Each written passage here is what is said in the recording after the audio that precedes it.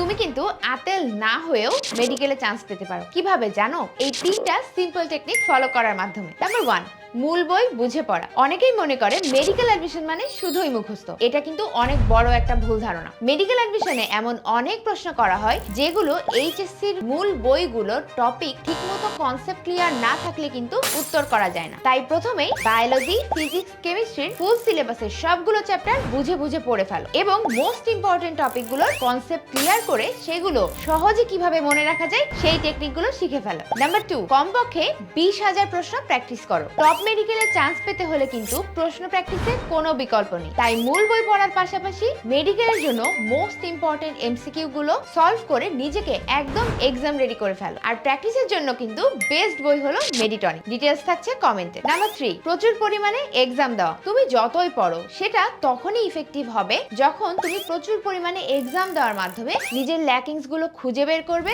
এবং সেই অনুযায়ী সেগুলো কারেকশনের আপ্রাণ চেষ্টা করবে। তাই এখন থেকেই মূল বই ভিত্তিক পড়াশোনা করো, প্রচুর পরিমাণে প্রশ্ন প্র্যাকটিস করো এবং পর্যাপ্ত পরিমাণে এক্সাম দাও। ভিডিওটা ভালো লাগলে এখনই শেয়ার করে দাও তোমার ফ্রেন্ডের সাথে। আর এরকম হেল্পফুল ভিডিও আরো পেতে এখনই ফলো করো আমার পেজ।